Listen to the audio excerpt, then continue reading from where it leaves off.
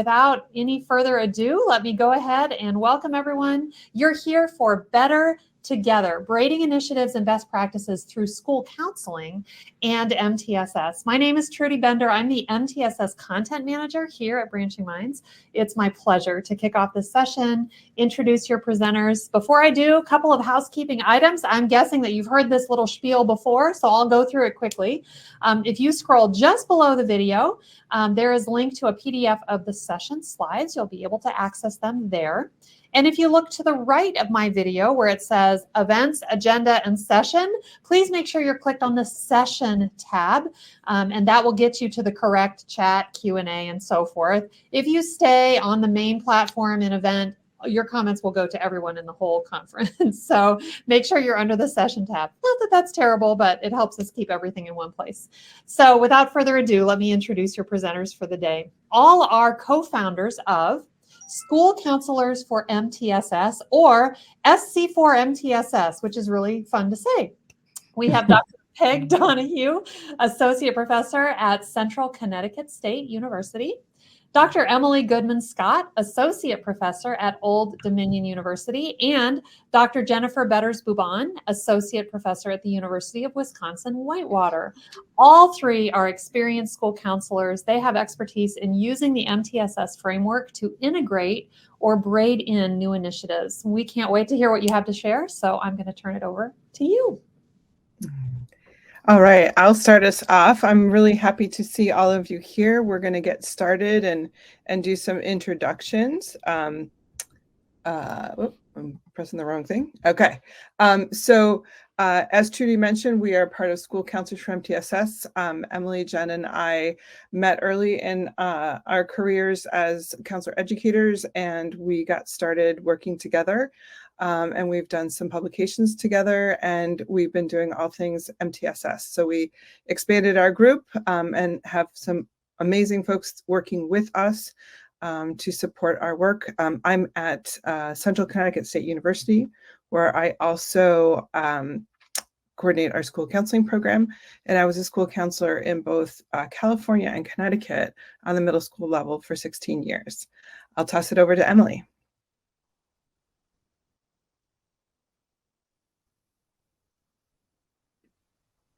Emily disappeared, so maybe I should go next. There you go. So I am Dr. Jennifer Betters-Bubon, and I am a department chair and associate professor at the University of Wisconsin-Whitewater. Prior to that, I was an elementary school counselor for 12 years right outside of our capital city here in Wisconsin, Madison. So excited to be with you all. Great. And don't know if Emily's back on, but Emily is at Old Dominion University, where she has coordinated the school counseling program. And we will give her some opportunity to say more about herself when she jumps back on. Okay, she's in the attendee mode instead of presenter, so she's going to change out. Okay, so we have resources for school counselors for MTSS. If you sign up, you will receive them. So feel free to join us and in our community, and you can follow us on Facebook and Instagram. So we're really excited to be part of this. Branching Minds has been on our radar for a long time, and we're very excited to be part of this conference today. So what we want to share today are some things that we worked on. We added a chapter to the second edition of our guide to our School Counselor's Guide to MTSS. We've really been talking a lot about how having an MTSS framework can help weave in new initiatives. So we started talking about it as braiding. So we're talking about a cyclical model that we developed with Kim Traverso and Damian Sweeney, and really talked about what are those ways we align new initiatives to MTSS and the goals that we have for our schools. So our North Star, our visions, and really thinking about change in a coherent way. So then we're also going to be talking about some common whole school initiatives and how they might map onto existing MTSS systems. And we'll be interested to hear about the kinds of whole school initiatives you are undertaking right now and how you are fitting it into MTSS. And we'll talk about both the benefits and the challenges of braiding new initiatives into MTSS, and sort of think about some of the workarounds we might employ if we're having some trouble with that. There's always the workarounds needed. So I'll toss it over to Emily. Great. Good to see everyone. Hello, hello. So next we'll be doing big picture. So we all know the mental health crises that it's prevalent in school. I saw Peg present the other day. Peg, you said the kids are not okay. I loved your description. Mm-hmm. And so, Peg, did you want to share? You had this great description saying that the kids are not okay. Oh, sorry. I didn't know that's what you meant. Well, I think that just really looking at the fact that there's a lot of students that are in our classrooms that don't have the skills that they needed as far as, being ready to learn at the developmental age that they're being asked of. So we're still dealing with the fallout from COVID, and in one of the pictures, there's kids next to each other, and one's kind of jumping out of their seat. And so that this number of students that are dysregulated or having trouble attending, that's really impacting other students. So what's happening in classrooms is really different. I'm married to a 5th and 6th grade math teacher. What's happening in his classroom is very different post-COVID than before. So that's kind of what we were talking about. Yeah, so things are so different. The kids are not okay, mental health crises. And if it's not a mental health crisis, things are just different. We also are seeing so many educators that are leaving education, including school counselors and school-based mental health providers. So it's a tough time in education. And so I love this. It feels like we just can't handle one more thing because we've been handling a lot of things for a really long time. So in light of that, it's important more so now than ever that we are efficient and effective, how to be smarter, because we can't just keep doing more because there's no more we can do, how to be efficient. And that really brings us to this work, why we're here. We were so lucky to hear Dr. Cardona, the Secretary of Education at the American School Counselor Association conference this summer. He was one of the speakers. One of the keynotes, he said, I love this. We tweeted this out. The school system is not designed for the students of today. What if we work together across our tiers for student mental health? And so we're continuing to hear this call that MTSS, looking at our system so we can work smarter, not harder, more efficiently and effectively to best serve the students of today. And also our educators, frankly. So that's really aligning. We have school counselors here. We have other folks in education and mental health. And it's really looking at what we do and aligning our discipline, our work to multi-tiered systems. So we have here in our book, Making MTSS Work, you can see what we do as school counselors and how that aligns with MTSS. And really, this includes all of us. All of our work aligns beautifully with multi-tiered systems. And in doing that work, that's really how we can help to be more efficient. So I love this example. This was from Missouri, and this was printed in our other book, The School Counselor's Guide to MTSS. So I love this. If you look at response to intervention, school counseling, PBIS, like how does that look? We all fit under one triangle. And how are we doing this work across the 3 tiers? And that's really part of this braiding conversation that we're having today. Right. And when you look to make changes or add something new to this triangle, you really can map it on. Thinking about something like restorative practices. How do we, bring that to all students and all faculty? And then how do we decide which students need to do small restorative circles and build those skills? And then who needs more intensive support around managing relationships? So this is a really nice graphic that helps us really think about, once we already see what we have in place, how do we then map something new onto it? And we'll have a slide later. That's one of our assessment strategies, is when you actually make your own triangle. Peg will talk about that slide, and you can look at what are you doing well and what are gaps.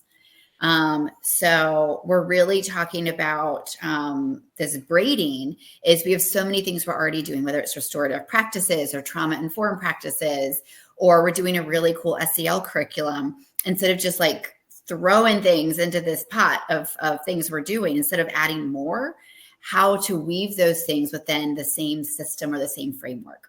So I was hearing someone from our Department of Ed, they were talking, you think we had, our family, we celebrate Thanksgiving. So recently we had like the potatoes and the cranberries and the turkey. And those are all the practices, the things we're doing. But MTSS is like the plate that holds everything. So really thinking about we're braiding, we're adding on some green beans to the plate. Maybe we need a little less mashed potatoes, but the plate or that MTSS framework is always there, and it holds everything. It organizes everything. So I'm going to jump in and help us conceptualize how can this look. And Peg and her co-authors from the chapter just provided some really, really excellent visuals. What we know in terms of braiding initiatives, particularly within MTSS, academics is generally already braided in, right? That's kind of how, because we're coming from an RTI system, we have that braided in. And we want to think about how we can further braid in social, emotional, behavioral, college and career readiness, as well as diversity, equity, inclusion, and belonging. How can we streamline these so they don't feel like something extra? So we're going to take the diversity, equity, inclusion, and belonging example and think about how can we braid that in? What would that look like? How do we braid that into our existing MTSS structures? So let's think about this. So as school-based mental health professionals, we collect data, right? And in school counselor world, we collect ABC data, attendance data, behavior, course passing.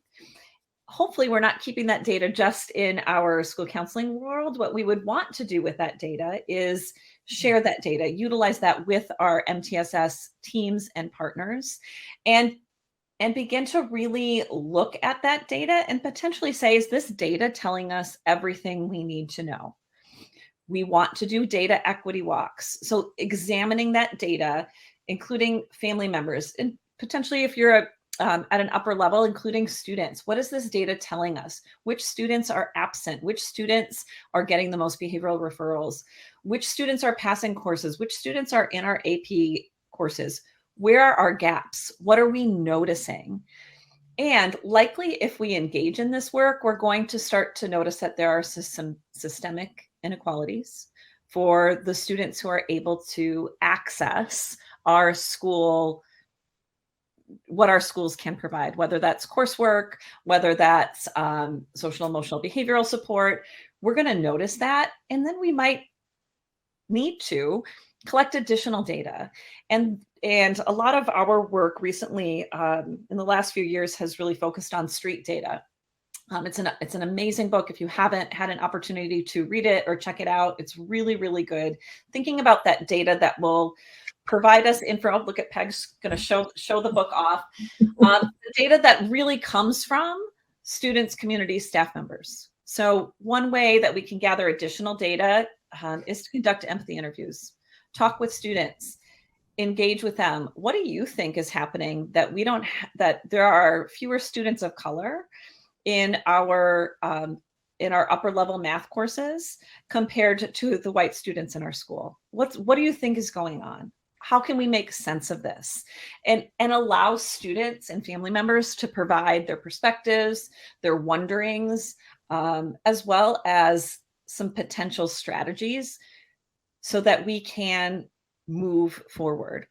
How can we think about how our triangle is or is not meeting the needs of all of the students in our schools? Are we promoting equity and justice? Or by nature of the systems do we have in place, is there some inequality that is present? So always, as we think about our work in schools and as we think about braiding in initiatives, it should be with this idea of equity in mind, and how are our systems potentially continuing to disadvantage some students over others. Peg or Emily, would you want to add anything to that? I'm so happy that the way that we're kind of conceptualizing this braiding has all four of the components, because we get kind of caught up in academic, social, emotional, college and career, because those are sort of the domains for school counselors. But, really thinking about the systems change element and anti-racist school counseling, when we first started conceptualizing this chapter, we really said, braiding has to include everything needs to be looked at through an equity lens, and looking at how it supports or does not support students. And I think we definitely landed a lot on the word inclusion. How do we include everyone in the process? And then how do we make the support coherent and very much tailored for what we need in our school. So the school down the road might have different needs, and they might braid in different initiatives, but what do we need in our school right now for these students? So I'm really glad that from the very beginning, when we started talking about pulling all these ideas together, we were definitely looking at it through this lens.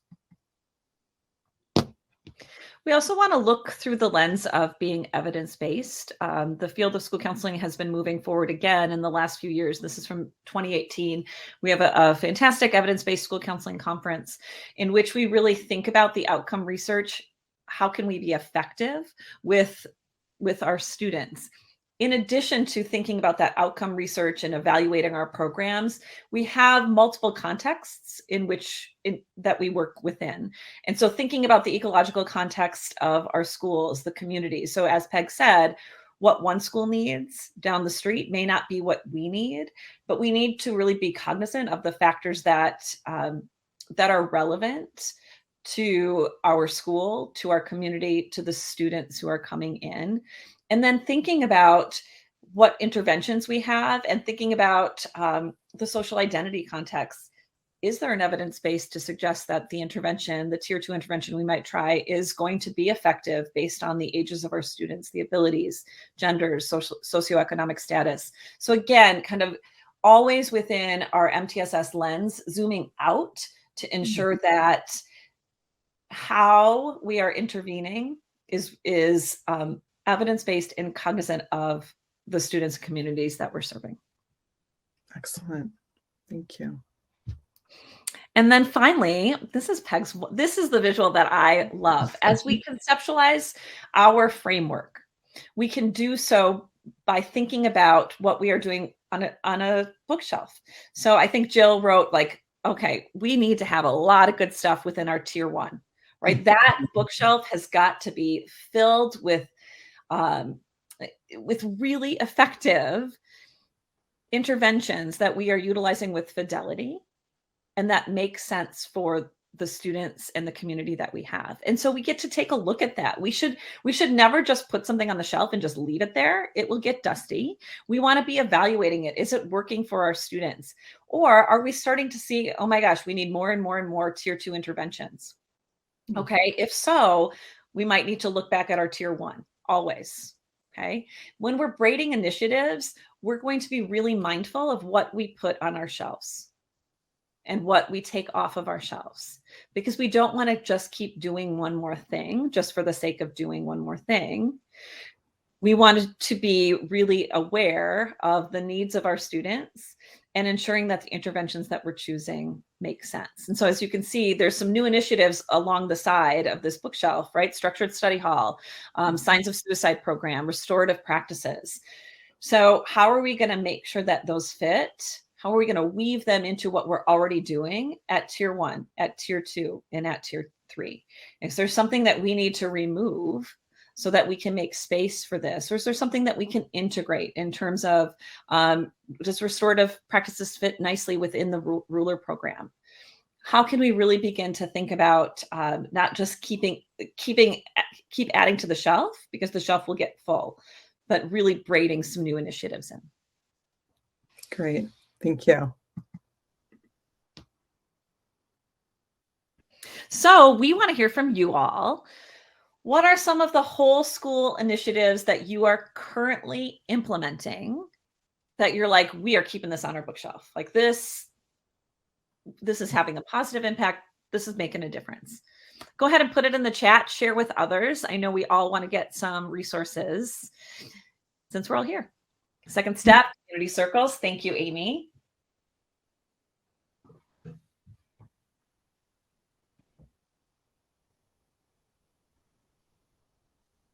What about others?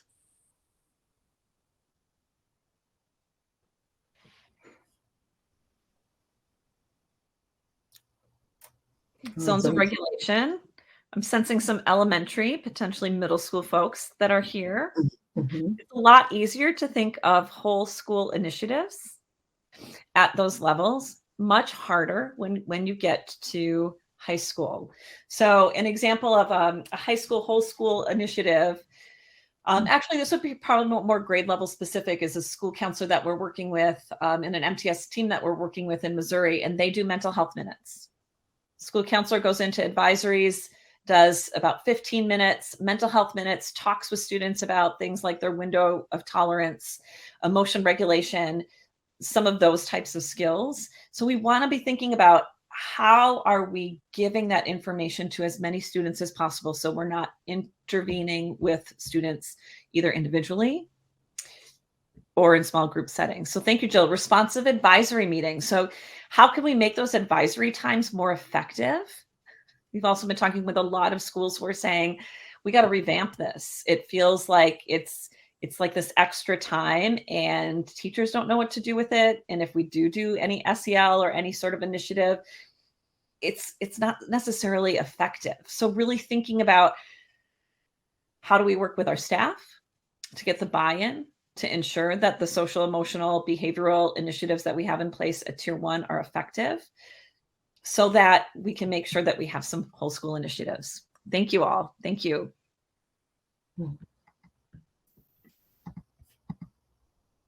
So I'm just going to go over and mention some of the ones that we highlighted in our chapter on braiding initiatives into MTSS and the role the school counselor plays in that.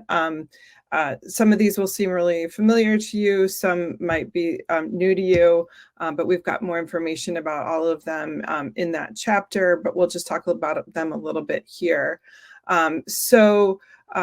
In looking at how we support academics, teaching those universal academic expectations, what students need to be doing to be achieving in their schools sometimes looks like, in my middle school, it looked like we spent a lot of the first few days of the school year, and then when we returned from winter break, kind of going over the kinds of things they need to do as far as excelling academically. So staying organized and using the heading on the paper that was that was approved for the entire school, and waiting to ask a question, and how they're communicating with adults. But certainly, things that we could do to kind of teach those expected behaviors in classes.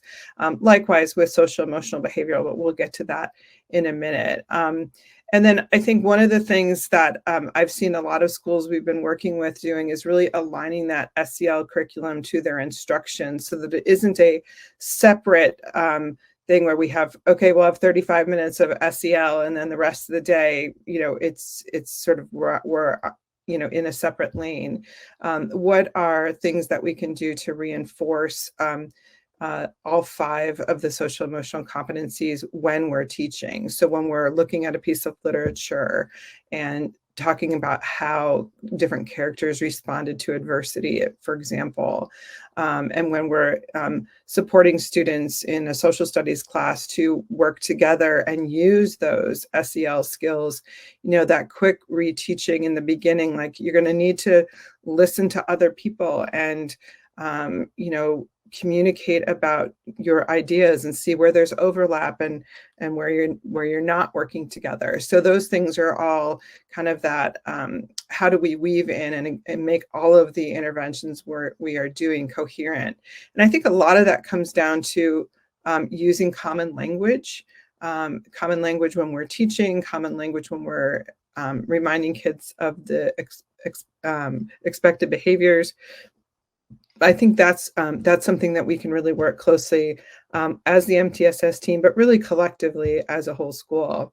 And then using benchmark assessments to find out when students are struggling in their main areas of literacy and numeracy, because those are core skills they need for every other subject area. But certainly making sure that we are tracking those benchmark assessments and putting that data about students sort of together, looking at those benchmark assessments right alongside their office discipline referrals and their attendance, and and then if we do a screener, looking at all of that, because we want to look at the whole child. We want to see how they're functioning in school, and then certainly school counseling lessons, and looking at a kind of a scope and sequence of what we're doing with students to make it a coherent experience for them.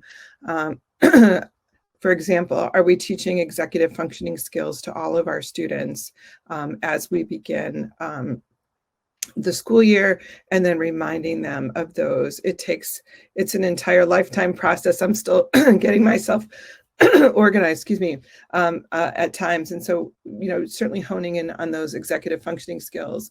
And Project Grad is an evidence-based approach to really addressing, raising the graduation rate by looking at whole school initiatives that can be done starting as young as elementary school, to really have that mastery process in place, and focusing on skills students need to persevere academically. So those are some whole school initiatives academically. We're all probably most familiar from a school counseling lens of the social emotional learning initiatives that we can be part of. And we're often folks that are in the planning process, certainly in the intervention process around these things. So using something like an evidence-based curriculum, such as Second Step, to really coalesce all the SEL intervention around. I've met with schools where Second Step is used for the students, or steps to respect for the older students. And then there's reteaching done in small groups. So the whole classroom gets the curriculum, but then there's some reteaching based on discrete skills kids need in small group. So, moving up the tiers.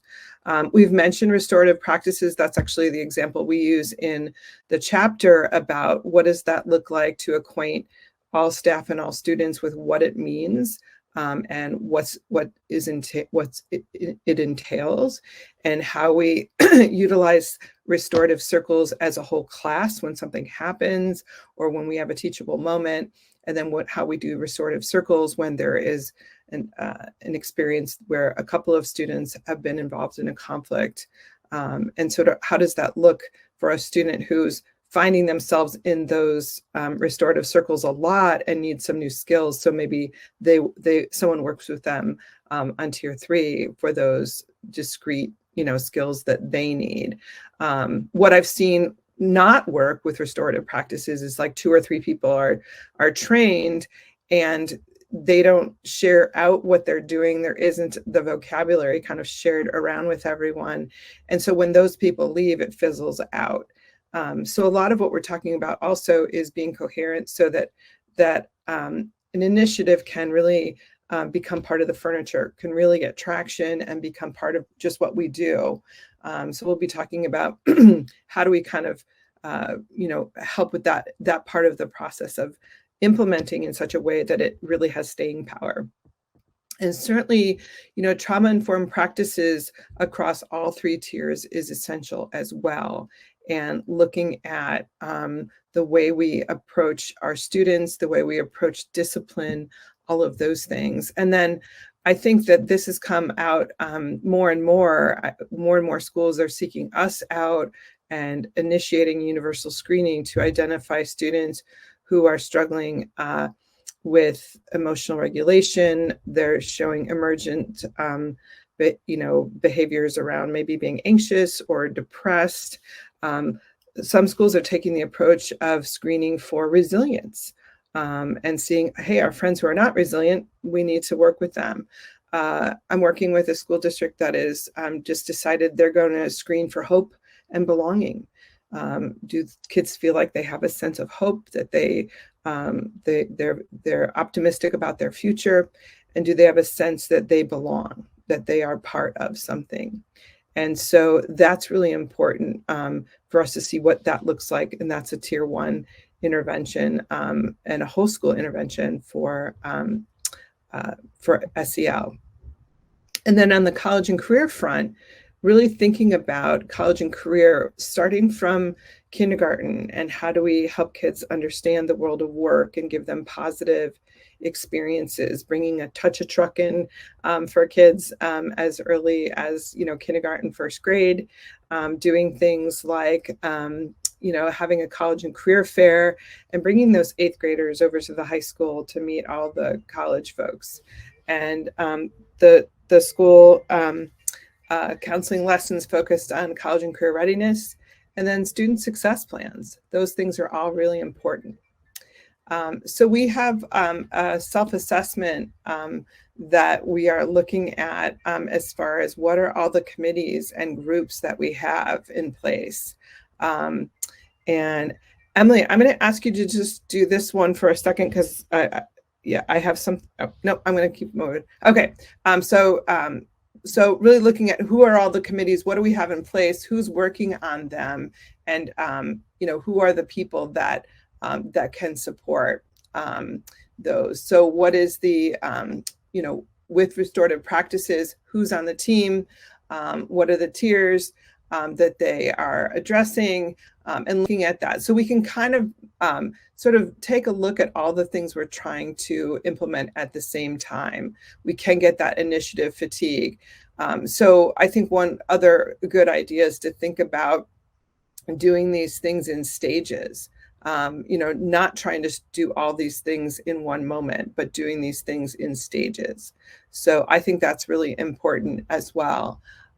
So I think starting anything small and scaling it up seems to be working, but that's not always the case. We can't always do it because we have a mandate to do it, but whenever possible, start a screener by working with our kids who are transitioning, our 8th graders moving up to high school, doing that first. That kind of thing can be very helpful. That's kind of our process here. So I'll hand it over to Emily for this one.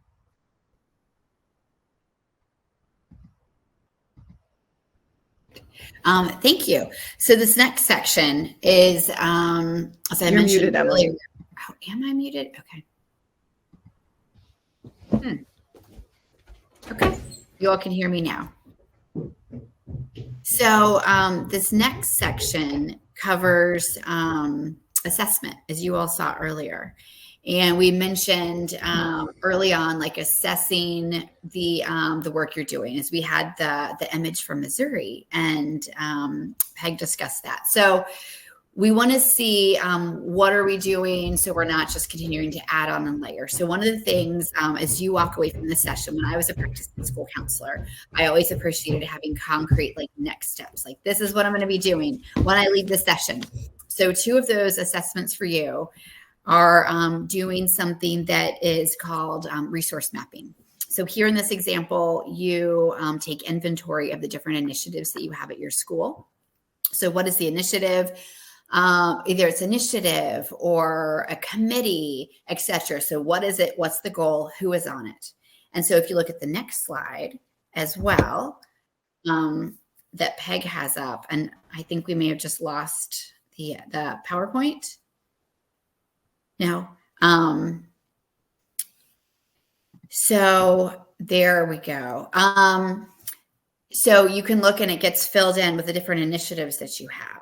And then in this last image, we have the triangle that has the 3 tiers. So one thing is, again, the resource mapping, assessing what committees you have, what initiatives you have, what is overlapping, and then you can really streamline. So I remember working with the school. They had a PBIS team meeting Monday, an RTIT meeting Tuesday, like Wednesday was leadership day, Thursday, they had their school counseling program meetings. They'd have all these people meeting that were different people talking about the same types of issues. And then they're all doing things like 2 students, right? So talk about not being efficient and effective. So by doing this initiative and this committee, like this resource mapping, you can reduce redundancies and it maximizes your time. And it's also a more streamlined approach for students as well. And then here in this example, getting your leadership team, once you get the leadership team all together and reduce some of those redundancies, you can I love doing this exercise when we meet with school-based teams. So we get the team together and we say, okay, here's a triangle. We have the domains, and then here's some sticky notes. So what you're going to do is you're going to go ahead and put down all of your practices across these tiers. And it's a great activity to do and to show here's what's going well. Like we're doing really great social emotional tier 1, amazing college and career at the advanced tiers. We have a hole here. We're not, am I doing it? Are you doing it? Who's doing it? There's nothing here. So I love doing this work, and this really helps folks set goals for like, here's what's great. Here's what we want to move on in the future. So both these 2 examples, the resource mapping, as well as this assessment activity with the triangle across the tiers, across the domains, is great to do with the team. And it really helps you see that conversation we're having today about braiding initiatives. It helps you look at what you're doing and how to brave or weave things within, kind of like that bookshelf example, that image that Peg shared. So what does this look like in practice? And as you're thinking about... Peg, you're muted. I actually got her. I can hear her. Can you hear me? Yep. Yeah. Okay. Jen, okay. Can you hear me, Jen? Okay. Everyone can hear me. So what does it look like in practice and moving through these different parts of this systemic approach of a cycle of, is this something that we should, what are our needs? And is it something that we should braid into our already, busy list of initiatives? So the first thing is that the team really has to look at needs assessment information, at any data that they have about students, look at those, disaggregate the data, look at groups that might not be served currently with the current initiatives and MTSS put in place, and say, check and see what do we need, what problems do we need to solve, and develop solutions. So, for example, a school that's been having a lot of conflict resolution situations, a lot of kids getting into disagreements, that kind of thing, they might say, well, what we really need to do is implement restorative practices. And when we do that, we need to make sure that we're aligning those to the school priorities, the mission and the vision of the school. All of those things are really important for us to do so that we are, working in this coherent way. So we keep going back to that concept of coherence. So we've got this solution that we're trying to address. And so we're doing that through something like restorative practices, or some of the other whole school initiatives, advisory. So we set the goals for what we're trying to accomplish.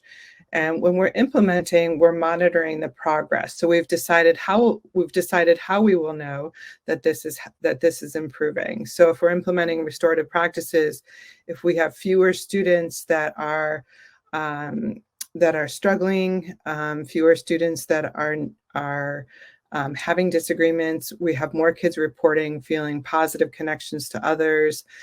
Teachers aren't having to stop instruction to manage student conflict as much. That's all progress, and that's all demonstrating that the many layers of efforts, including restorative practices, are working and are having the effect.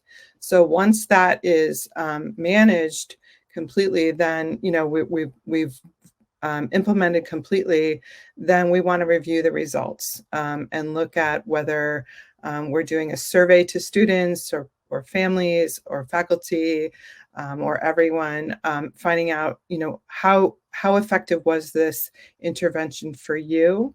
What were the aspects or the discrete parts of this intervention that were helpful to you? What wasn't helpful? And then that puts us in, the right frame of mind to plan for the following year.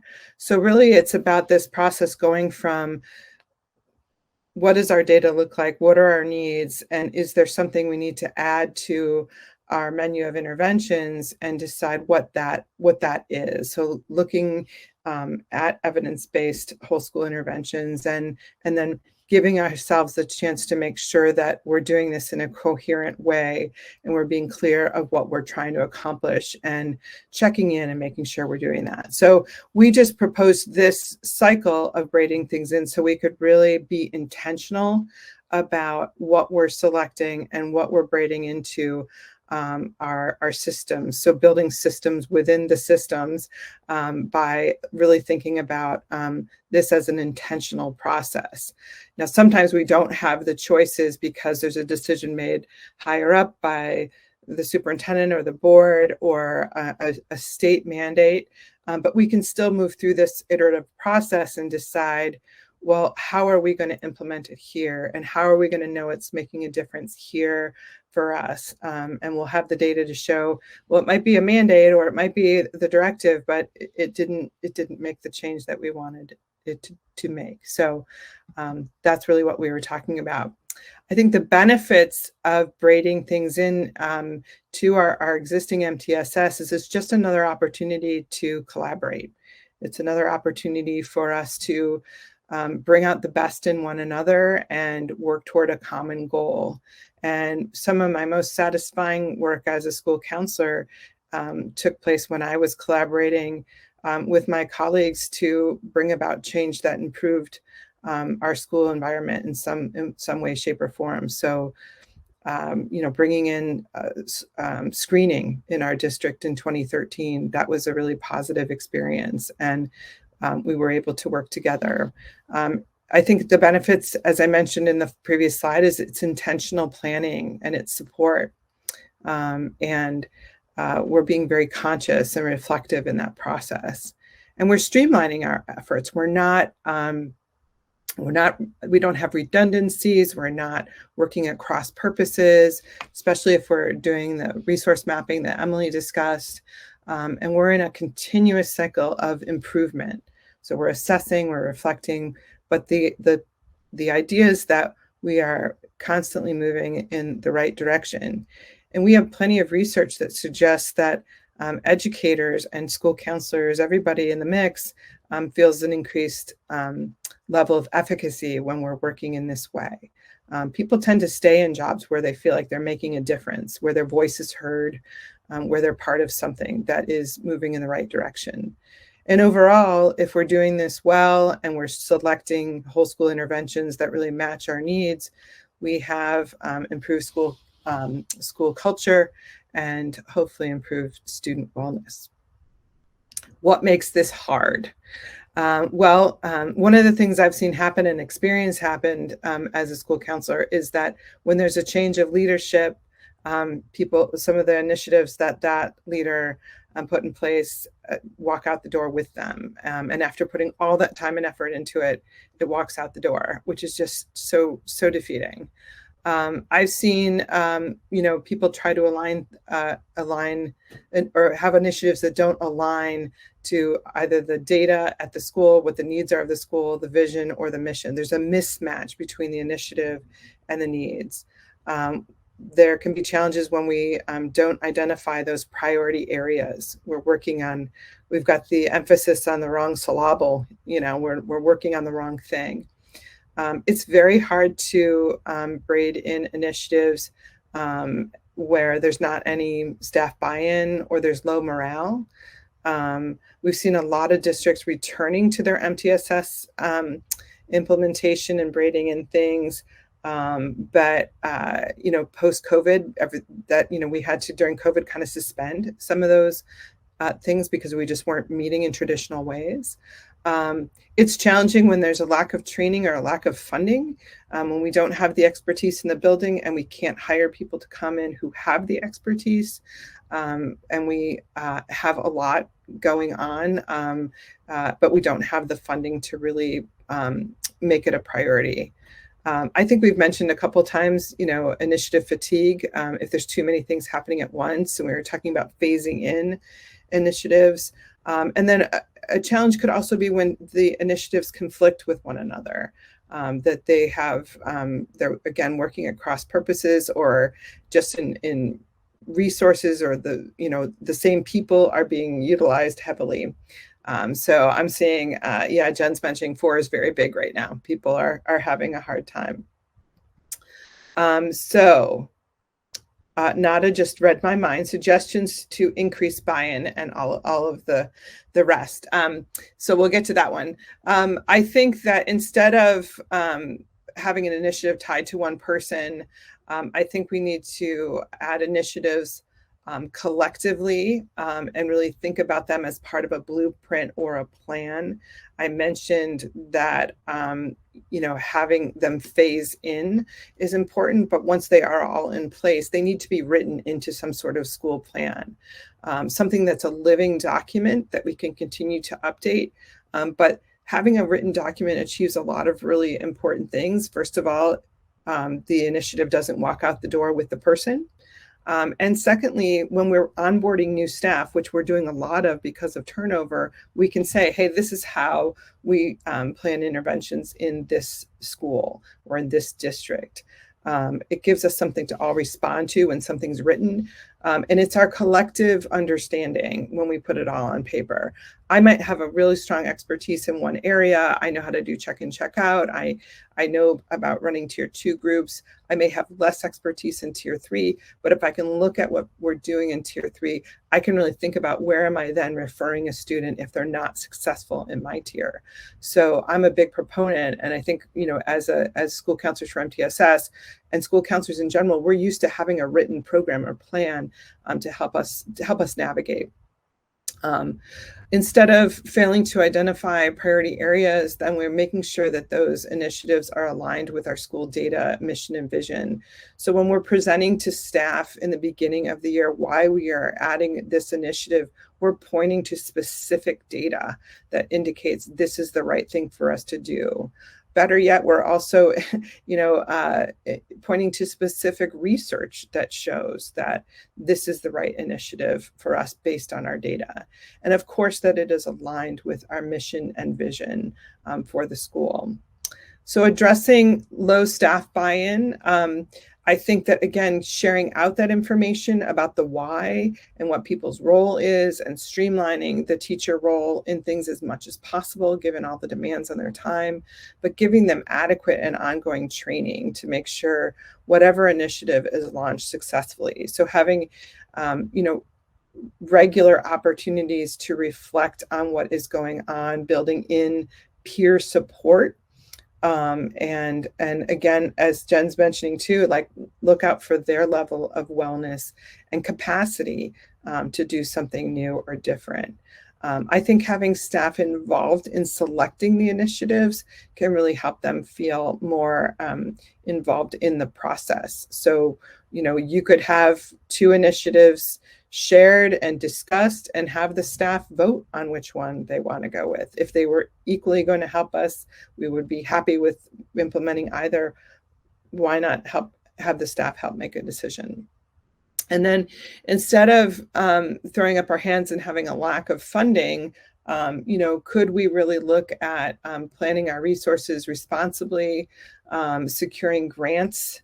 I think that was something I was able to do a state personnel development grant to cover the substitutes we needed so we could have people trained for PBIS implementation.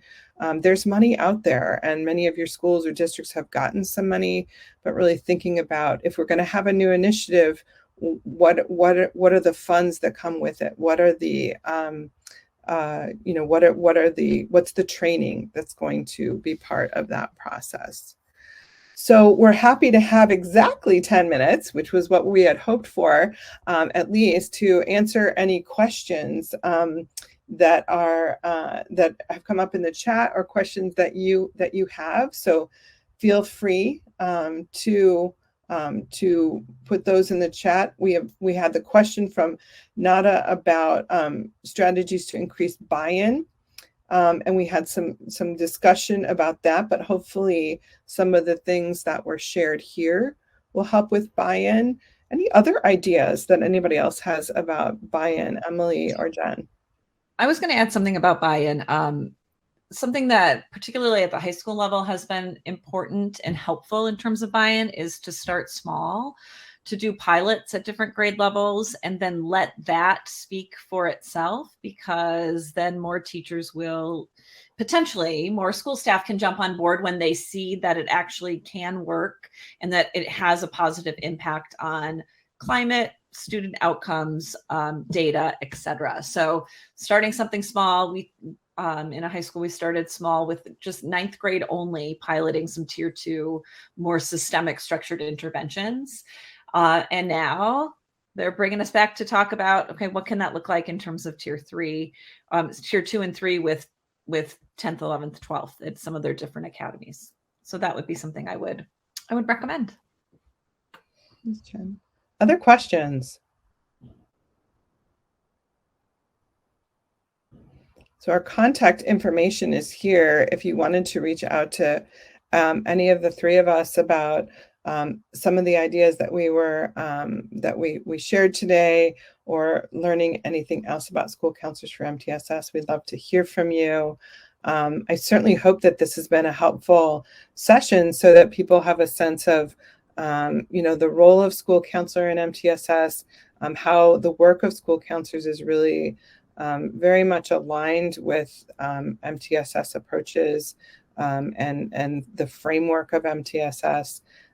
This has been a real passion area for the three of us and for the rest of our colleagues. So we're always excited about having a chance to share about it. We really are. And it's so important. I love looking at the chat.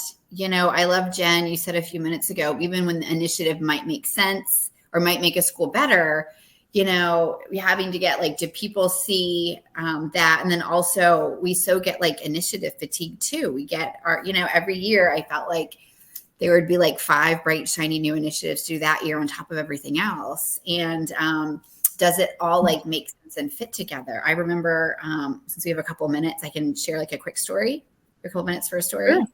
Please. Yeah. So I remember there was a nonprofit or some type of a group there, and they reached out to myself and my colleagues as faculty, and they said, we have a grant. We want to put this grant in place with this really great initiative for this nearby district. Will you as faculty help us put this initiative in place? We have money. And we were like, so thank you. That's wonderful. Have you talked to the district? And they were like, well, no, we haven't talked to the district, but I'm sure they're going to love it because we funded it and we'll just get them to do it. And I was like, do you know what the district you're currently doing? And they're like, well, no, but this is a great initiative, of course.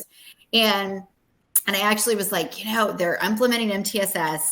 They may have some of these pieces. I said, instead, of going in and asking these really tired educators that are already stretched to do more, why don't you talk with them and see if they need it and see how it fits within their MTSS framework that they already have. So I said, I can't volunteer to help with this until we see if those pieces are actually, is it needed and how does it fit and how can you weave it? We don't want to keep just throwing initiatives at these poor, educators that are already working so hard. So I love this, the bookshelf example that Peg, that you designed, really how does this all fit within the bookshelf? Otherwise, we just end up building more bookshelves. And then we have all the bookshelves and it's just gets bananas. That's great. Yeah. Any other questions? We seem to have a lot of school counselors on the call here, and I guess I just wonder, it'd be interesting to find out how many of you are playing a leadership role in school in your MTSS team. We vacillate between when we go around to schools, having school counselors sort of bringing us on board because they've heard about us through the school counseling world, and being very much in charge, and sometimes quite the opposite. School counselors are overwhelmed. They have very large caseloads, and I'm trying to pull them into the MTSS process at the school. But I'd be interested to see if anybody wanted to share in the chat what your role is on the MTSS team at your school. See anybody? And the leadership is really the thing. I think that whenever I can get myself into a classroom, we got a head liaison, Sean. Whenever I can get myself into a classroom where we're training administrators to talk about the role of school counselor, MTSS, and how working together is the best thing to do. That collaboration, and saying things like, the better we are together, the better we are for our kids. I tried to do that because the role of school counseling has changed. Certainly since I became a school counselor many moons ago, and I think we're really trying to be agents of positive systemic change. So this is very much in our wheelhouse, but it's hard to do when you have 500 students on your caseload. I was able to be a PBIS coach because I had 225 students on my caseload, which I know is a luxury, but it is hard. It is definitely very hard to be part of this planning if you are inundated by student need. But ultimately, if we put these in place and we're doing the proactive and prevention work as school counselors, we're not having as many crises that we're responding to. We can get out in front of problems. And I think that's a big part of what has attracted us to the work of MTSS, and being able to promote creating equitable systems that are really shifting what the school environment is like. So I feel really, really lucky in that respect. We have about 3 minutes. Just really want to thank everybody for being here, and what a great conference to be part of. We're really quite honored, Trudy. Thank you for including. Yeah, we're just so grateful to you for sharing all of that. Boys, school counselors really do have such a critical role to play in MTSS. And often they're the ones at the table who have that more holistic picture, both of an individual student and also what's available. Like, what are the community supports? How are we going to pull in, those wraparound services? And so not to mention the fact that you often have your hands on the master calendar and some of the other things that are some of those practical pieces that make MTSS even possible. So we so appreciate what you brought to the table today. Let's show a little love for the folks from School Counseling MTSS in the chat box. We're so grateful for you. Thank you for being with us today. We're almost to the end of our conference. We've got one more big session that's going to be great. So thank you all for being with us today. Thanks again to each one of you for presenting. And yeah, thanks everybody. All right. Thank you. Take care. Bye. Trudy, thanks for hosting us. Thank you. Bye. Bye.